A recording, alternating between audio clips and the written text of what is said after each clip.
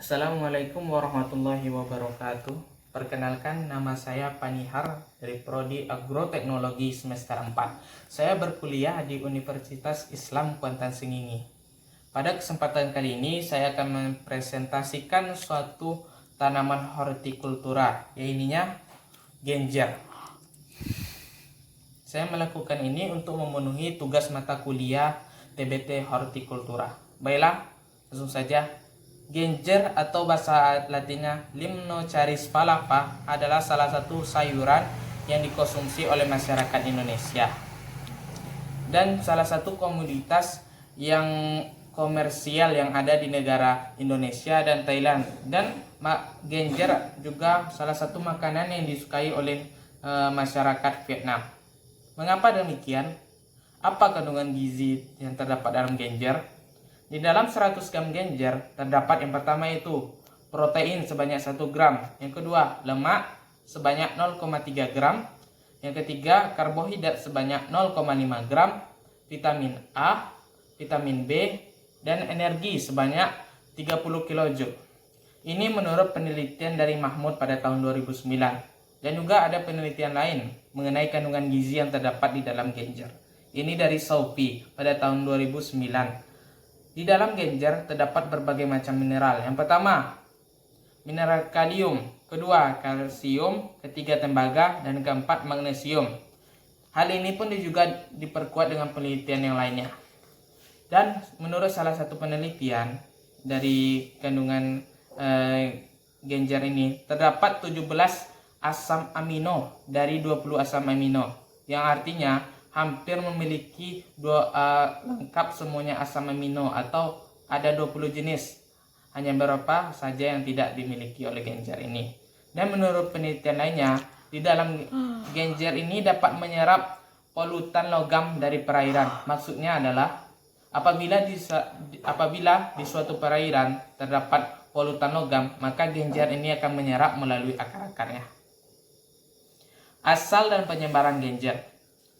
Genjer berasal dari bagian selatan benua Amerika, yaitu Meksiko, Bolivia, Paraguay, hingga utara Argentina, dan menyebar ke benua lainnya.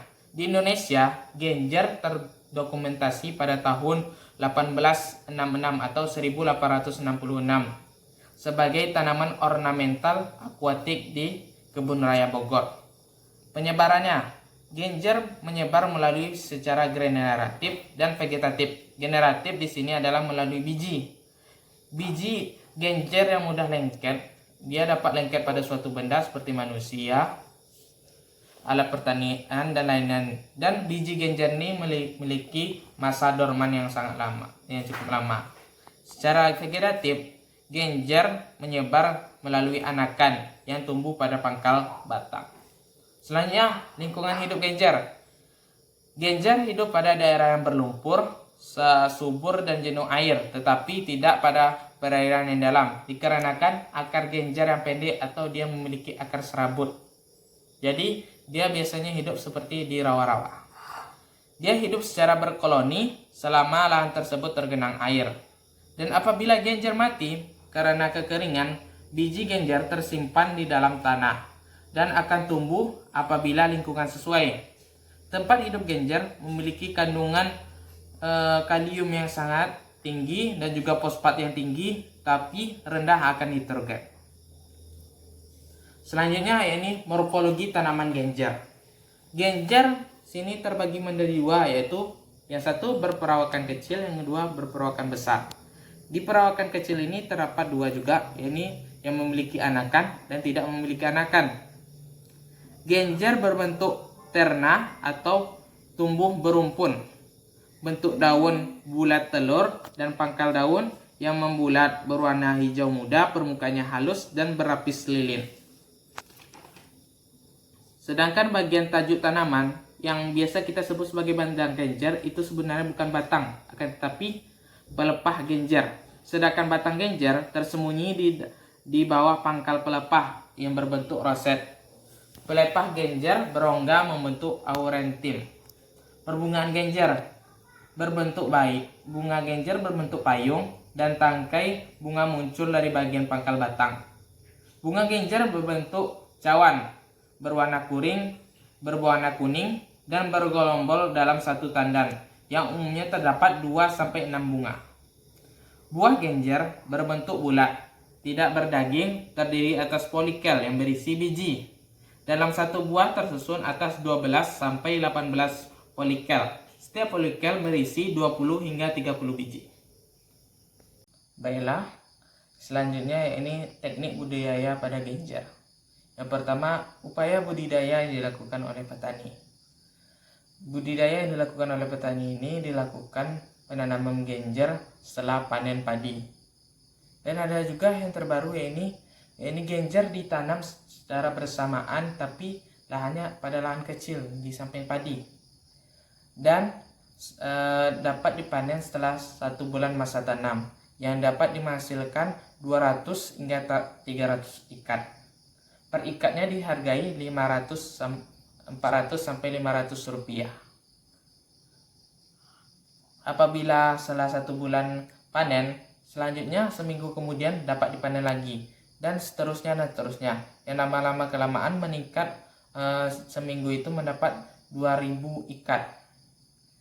Cara pemupukannya cukup mudah. Ini pada panen pertama kita pupuk 5 kg urea per hektar. Pada selanjutnya kita pupuk semakin lama kan genjer ini memakan nitrogen. Jadi kita harus memupuk lebih banyak pupuk urea.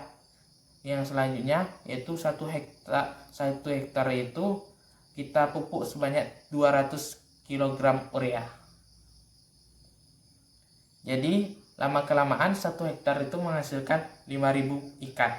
Selanjutnya budidaya menggunakan bak plastik. Nah, ini juga terbilang sangat mudah, yang mana kita menggunakan bak plastik sebagai medianya. Ini terdapat tanah, pasir, dan kompos yang perbandingan 2:1:1. Yang dimana di sini lebih teratur kita memupuknya, atau unsur yang tersedia pada plastik itu cukup untuk genjer tersebut. Dan kita menanam, misalnya minggu ini kita tanam, minggu depannya kita dapat memanen langsung. Jadi ini lebih efisien, cepat panen. Jadi di antara dua ini mana yang lebih efektif itu dapat kita pilih dalam budidaya genjer tersebut. Mungkin itu saja yang dapat saya sampaikan dari hasil presentasi ini. Apabila terdapat kekurangan, saya mohon maaf. Wabillahi taufiq wal hidayah. Wassalamualaikum warahmatullahi wabarakatuh.